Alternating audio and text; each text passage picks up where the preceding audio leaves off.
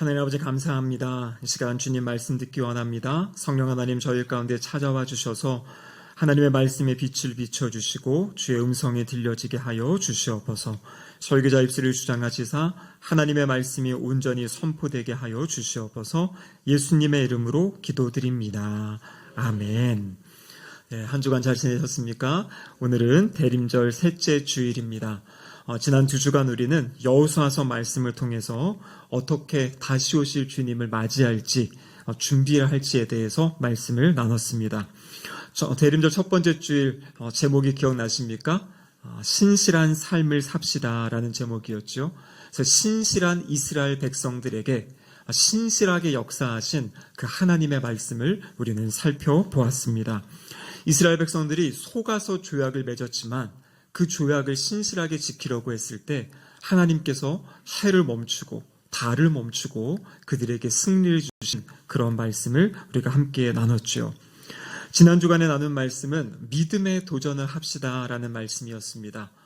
85세, 오늘날에 이야기하면 할아버지인 이 갈렙이 자신에게 하나님이 약속하신 그 땅을 달라고 여호수아에게 요구했던 그런 믿음의 모습을 우리는 지난 시간에 살펴보았습니다.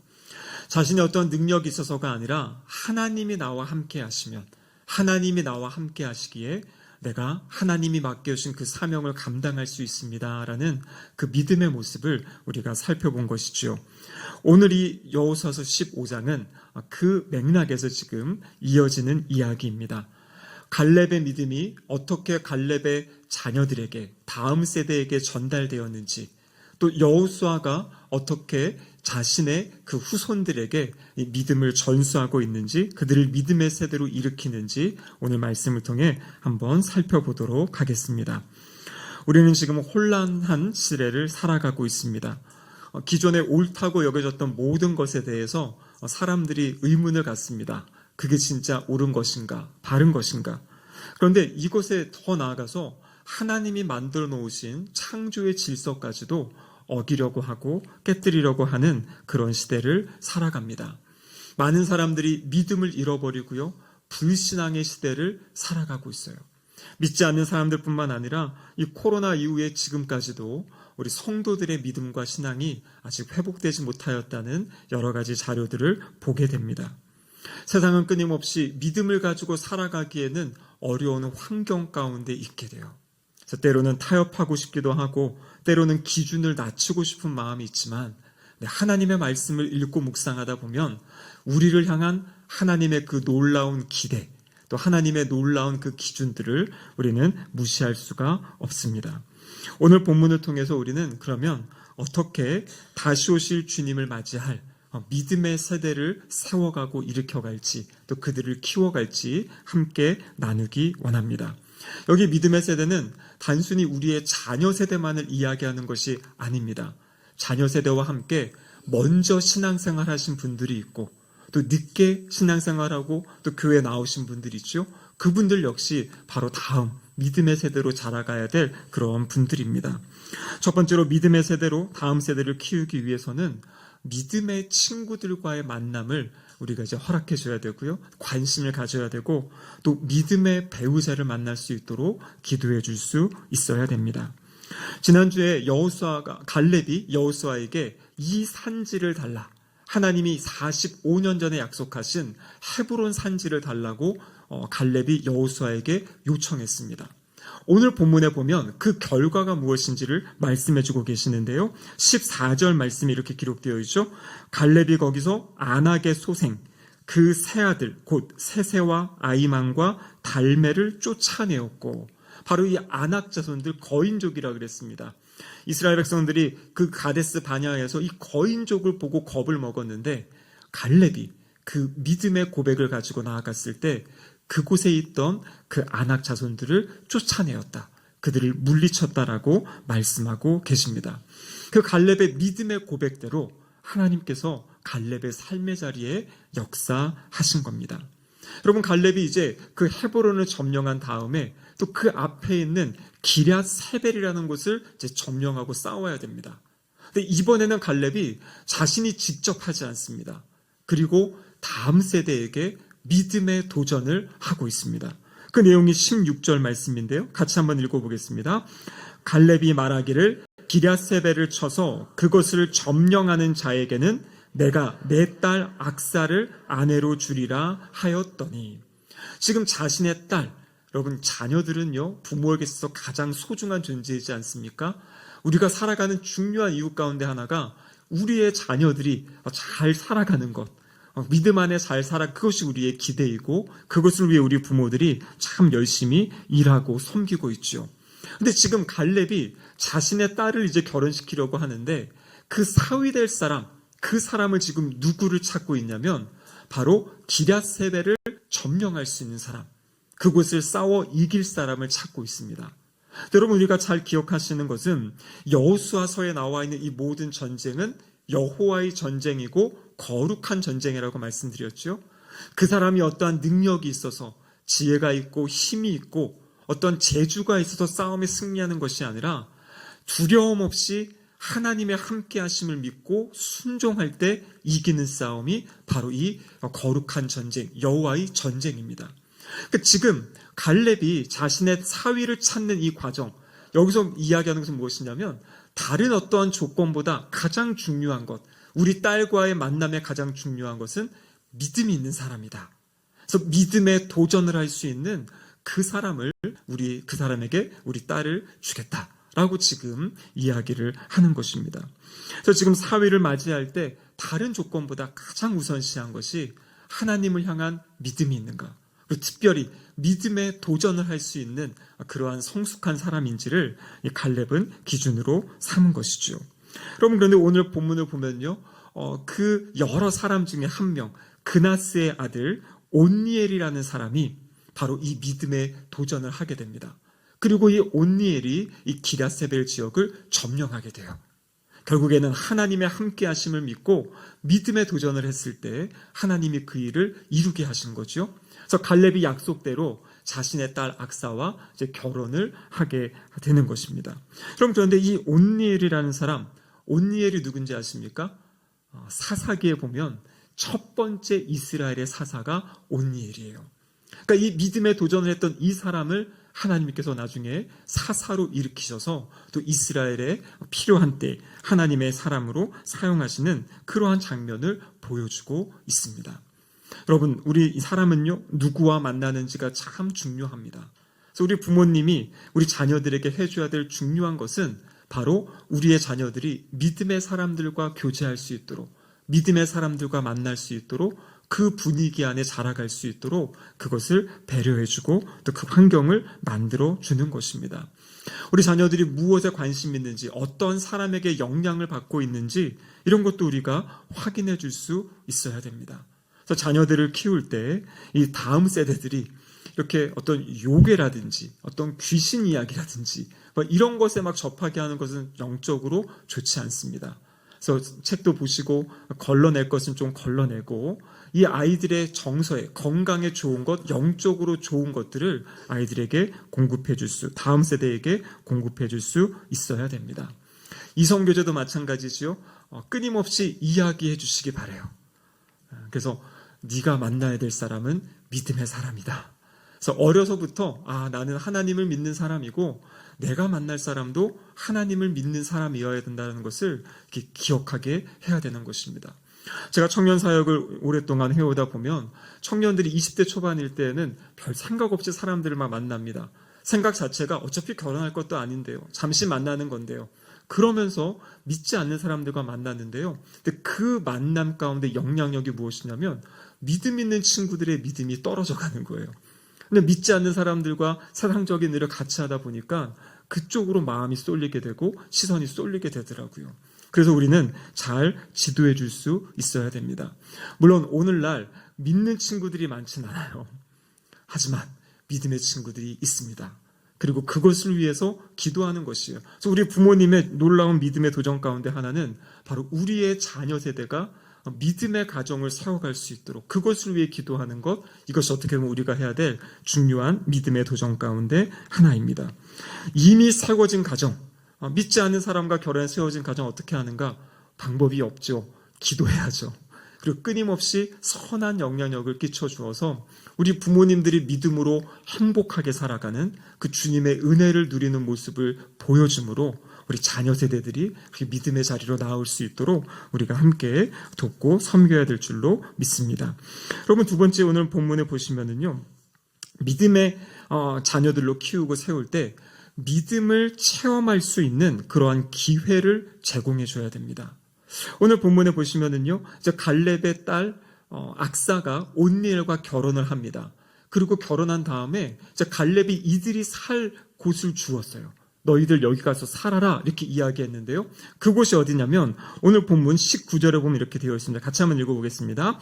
이르되 내게 복을 주소서. 아버지께서 나를 네겝 땅으로 보내시니 샘물도 내게 주소서 하매 갈렙이 윗샘과 아랫샘을 그에게 주었더라. 여기 보면요, 갈렙의 딸이 아버지에게 요청합니다. 아버지, 저에게 복을 주세요. 그래서 무엇을 이야기하냐면 샘물도 내게 주소서, 이렇게 이야기하고 있어요. 근데 그 중간이 중요합니다. 아버지께서 나를 네겝 땅으로 보내시오니. 그러니까 지금 갈렙이 이 결혼한 이 신혼 부부를 네겝 지역에 가서 살아라 하고 지금 보낸 겁니다. 근데 여러분, 네겝이라는 지역은 어떤 지역이냐면 황무지예요. 황무지. 지금 갈렙은 유다 지파의 대장, 어른이라 그랬습니다. 그리고 여러 가지 영향력이 있습니다. 이 당시에 유다 지파는 가장 인구수도 많았습니다. 그러니까 가장 영향력 있고 강력한 지파의 우두머리 대장인 갈렙이 자신의 자녀들을 그냥 좋은 땅에 편하게 살 수 있는 땅에 보내는 것이 아니라 황무지, 개척해야 되고 개간해야 되고 세워가야 될 그곳으로 지금 자녀들을 보낸 것이에요. 근데 놀라운 것은 무엇이냐면 이 딸이 아버지 그거 싫어요, 우리 더 좋은 데 주세요, 이게 아니라 아버지 그러면 그 땅 우리가 갈 테니까 샘물도 우리에게 주세요. 무슨 말이냐면요, 우리가 그 땅을 개척하며 살겠습니다. 그 땅을 개간하며 우리가 살아가겠습니다 라고 이야기하고 있는 장면입니다. 그래서 아버지가 믿음의 도전을 한 모습을 보여줬고요, 그 딸에게도 너희들도 이렇게 믿음의 도전을 하며 살아라 라고 이야기했을 때 이 딸이 그것을 받아들이고 아버지 그러면 그 샘물을 사용할 수 있는 그러한 권리를 우리에게 주셔서 그 물을 사용해서 그 땅을 개척하고 개간해서 우리가 살아가게 해주세요 라고 지금 아버지께 요청하고 있는 것입니다. 여러분, 지금 이 갈렙과 갈렙의 딸의 이야기는요, 여호수아서 15장에 나오는 것과 함께 사사기 1장을 읽어보시면 사사기 1장에도 나와 있어요. 그러니까 이것은 단순히 여러 이야기 가운데 그냥 하나 이야기가 아니라 이 여호수아서의 사사기에 담고 싶은, 하나님이 담고 싶은 아주 모델이 되는 중요한 사건을 두 번에 걸쳐서 이 책에 기록하고 있는 것입니다. 이것이 무엇을 이야기하는 거겠습니까? 우리에게도 도전하시는 거예요. 믿음의 세대로 살아가는 것뿐만 아니라 다음 세대가 믿음을 가지고 살 수 있도록. 여러분, 왜 이런 일들을 하셨겠습니까? 바로 그 믿음의 도전을 통해 살아계신 하나님을 만나고 하나님을 의지할 수 있는 기회를 지금 주고 있는 것입니다. 그래서 우리는 먼저 믿은 성도들, 먼저 이제 내가 하나님을 어느 정도 믿었다 하면 우리의 관심은 우리의 믿음의 도전뿐만 아니라 우리 이후에 믿게 되신 분들, 또 우리의 다음 세대들을 위해 관심을 가지고 함께 그 분위기를 만들어갈 수 있어야 됩니다. 그럼 오늘 참 많이 바쁘고 분주하지요. 제가 우리 신길동교회 부임해서 6월 첫 주에 우리가 큐티 세미나를 했고 또 11월 첫 주에 2번을 했습니다. 사실 큐티를 한다라는 것은 믿음의 도전 가운데 하나입니다. 바쁘고 분주한 삶을 살아가는 가운데 자신의 시간을 따로 내어서 하루에 20분, 30분 하나님의 말씀을 읽고 하나님의 말씀을 통해 주시는 음성이 무엇인지를 듣고 하나님께 기도한다라는 것은 참 쉽지 않은 일이에요. 근데 그것을 하는 것이 우리가 해야 될 믿음의 도전 가운데 하나이다라는 것이에요. 그래서 내년에 우리 교회는 믿음의 도전을 지금 준비하고 있습니다. 무슨 말이냐면 온 교회가, 온 세대가 함께 하나님의 말씀을 묵상하는 그러한 훈련을 내년 1년 동안에 하려고 합니다. 그래서 이제 새벽기도 설교 본문을 뭘로 할 거냐면요, 우리 생명의 삶 큐티체 본문으로 하려고 합니다. 오늘 내가 본문을 묵상하면 그 다음날 새벽에 저희 목회자들이 그 본문을 가지고 설교를 하려고 해요. 그래서 내가 묵상한 것과 또 목사님을 우리 교육자들을 통해 들려주는 하나님의 말씀이 무엇인지를 계속 듣고 또 생각하고 묵상하는, 그래서 한 주간 내내 그 말씀을 듣고요. 그리고 주일 설교는 제가 그 한 주간에 있던 본문 가운데 하나를 가지고 설교하려고 합니다. 그래서 주중에 새벽기도, 또 내가 묵상한 그 모든 것이 주일날 설교를 통해서 다시 한번 정리되어지고요. 이것이 우리 모든 교육부서를 동일하게 하려고 해요. 그래서 동일한 이 큐티 책을 가지고 아이들 책을 어른보다 내용이 조금 줄긴 하지만 같은 본문입니다. 그래서 집에서도 우리 유치아동부 아이들이나 청소년들이나 그리고 청년들과 같은 그 본문을 묵상하면서 말씀으로 이야기할 수 있는, 그래서 지금 사실 어른들도 어렵지만 이 다음 세대가 시간을 내서 말씀을 묵상한다 쉽지 않습니다. 여러분, 그것이 믿음의 도전이에요. 하지 않았지만 우리 아이들의 삶의 자리 가운데 매일매일 부모님이 말씀을 읽어주고 들려주고, 부모님이 할 수 없으면 우리 교회 선생님이, 어른들이 그 말씀을 읽어주는. 그래서 어제 저녁에 제가 이 이야기를 잠깐 우리 권사님들, 교육부 선생님들이 계시길래 이야기했더니요, 선생님들이 아주 또 지혜로운 방법들을 막 생각하고 계시더라고요. 여러분, 그렇습니다. 교회마다 상황은 다 다르고 환경은 다릅니다. 그런데 안 하던 것에서 이제 하나를 해보는 것이에요. 어떻게 하면 다음 세대가 더 말씀을 가까이 할 수 있을지, 그리고 우리 가정 안에서도 하나님의 말씀을 가지고 가족이 함께 이야기 나눌 수 있고, 또 자신들에게 주신 음성들을 나눌 수 있는, 이것이 어떻게 보면 우리 다음 내년에 우리 교회가 함께 해야 될, 함께 감당할 믿음의 도전입니다. 그래서 부모 세대, 말씀을 먼저 배운 세대가 또 그렇지 않은 분들과 말씀을 나누는. 그래서 내년에 또 한 가지 획기적인 변화는 구역 예배 주일을 2번 하려고 합니다. 그래서 둘째, 넷째 주에는 구역 예배 주일을 모여서, 이전과는 다르게, 이전에는 주로 설교 중심의 어떤 모임이라면 이제는 하나님의 말씀을 같이 나누고 또 삶도 나누고 같이 기도하는 이제 그런 모임을 또 진행해 가려고 합니다. 그래서 나는 주중에 큐티 못했는데요. 큐티 못하셔도 괜찮아요. 이제 다 해 갈 거지만 중요한 것은 주일날 설교 말씀 들은 걸 가지고 다 예배 드리시니까요. 예배 마치고 이 말씀을 가지고 나누시고, 또 큐티 하신 분들은 주중에 있었던 말씀을 함께 이렇게 나누시다 보면 한 권 한 권, 우리가 지금 여호수아서도 지금 2달 동안에 그래서 말씀 이렇게 보고 있는데요.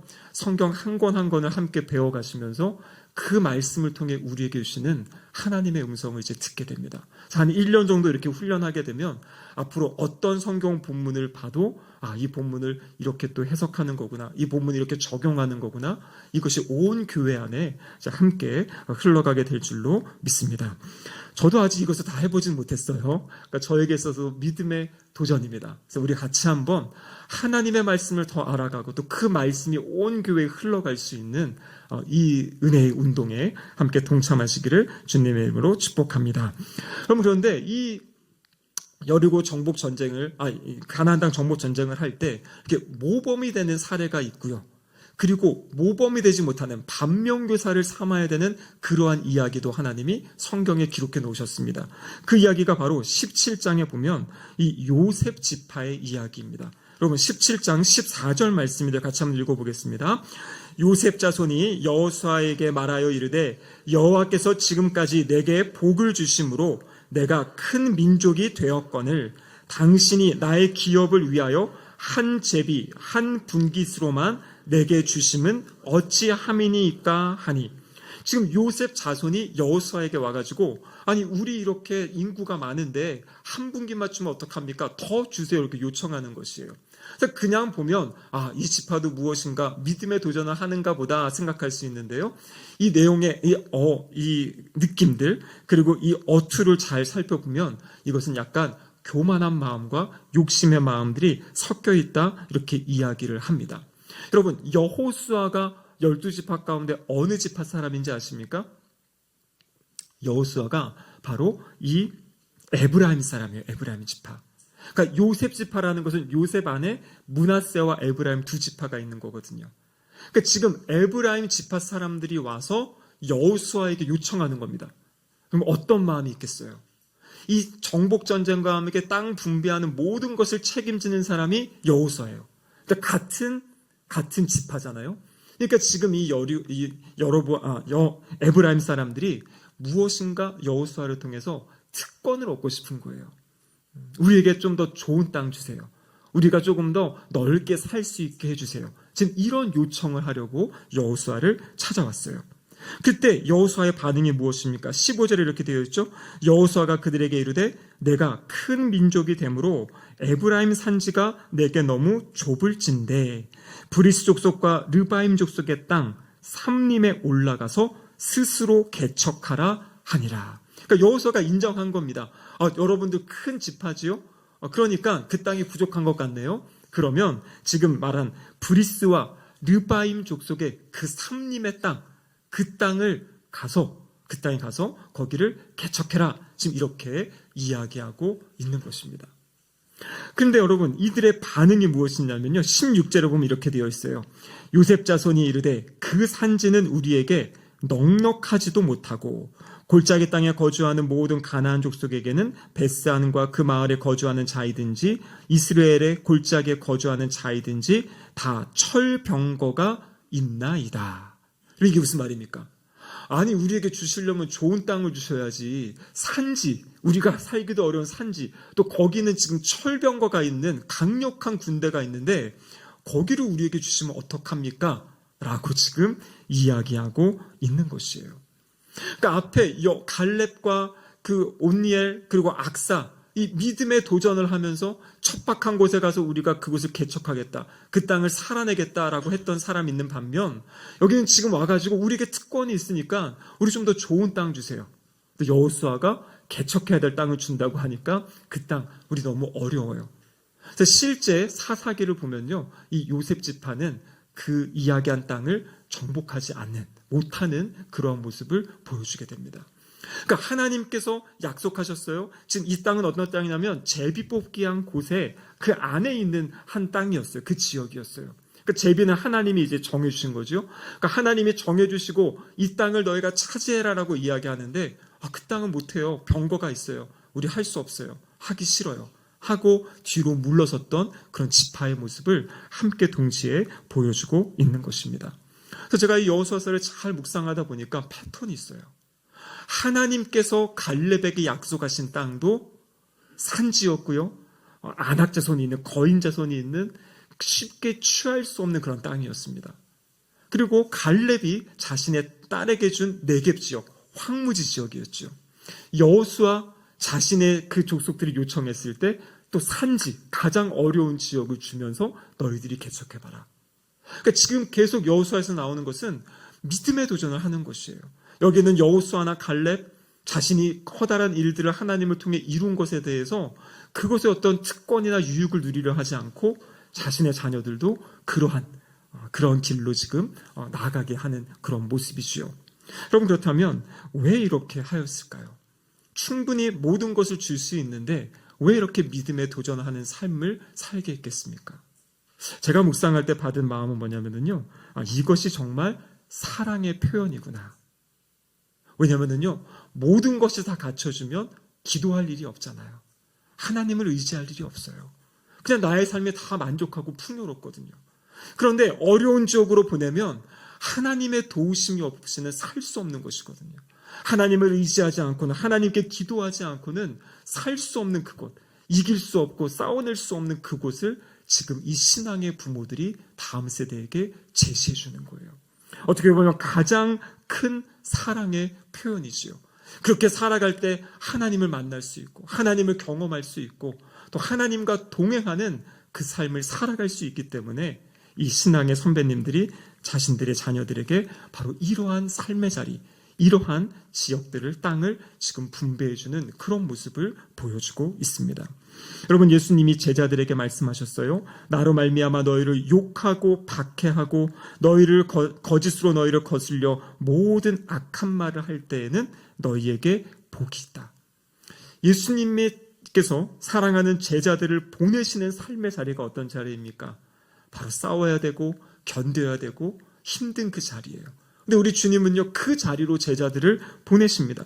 디모데후서 3장 12절에도 보면요, 무릇 그리스도 예수 안에서 경건하게 살고자 하는 자는 박해를 받으리라. 주님 말씀 붙잡고 신실하게 산다는 것은 우리의 삶의 자리에 어려움이 있고 힘든 것이 있는 자리예요. 그런데 하나님께서는요, 우리를 그곳으로 보내십니다. 왜 그렇습니까? 사랑하시기 때문에. 우리에게도 하나님 자신을 계시하고 싶으시고요. 하나님 내가 여기 있다라는 것을 보여주기 원하시는 하나님. 그래서 우리의 삶의 자리가 때로는 힘들고 어렵고 고단한 자리이지만 하나님은 그곳에 내가 함께한다. 내가 싸워주겠다라는 그 약속의 말씀을 가지고 우리를 그 자리로 보내십니다. 말씀을 마무리하겠습니다. 대림절 기간을 보내고 있습니다. 다시 오실 주님을 맞이하는 우리의 자세, 먼저는 우리가 믿음의 도전의 삶을 살아야 돼요. 믿음 안에서 이전에 하지 않았던, 하지만 더 하나님께 가까이 나아갈 수 있고 하나님을 알아갈 수 있는 것에 우리의 믿음의 도전을 하시기 바랍니다. 그리고 나만 하는 것이 아니라 우리 공동체가 함께 할 수 있도록, 우리의 다음 세대가, 우리 모든 우리 구역역 식구들이 함께 그렇게 주님 앞에 나아갈 수 있도록 믿음의 도전을 하는 우리 모든 신길동교회가 되기를 주님의 이름으로 축복합니다. 아멘. 기도하시겠습니다. 하나님 아버지 감사드립니다. 오늘 말씀을 통해 어떻게 우리의 다음 세대를 믿음의 사람들로 키워가야 될지 가르쳐 주심에 감사드립니다. 함께 기도하며 또 믿음의 도전을 하며 우리도 주님 안에 자라가게 하시고 다음 세대도 믿음으로 성장할 수 있는 은혜가 있게 하여 주시옵소서. 예수님의 이름으로 기도드립니다. 아멘.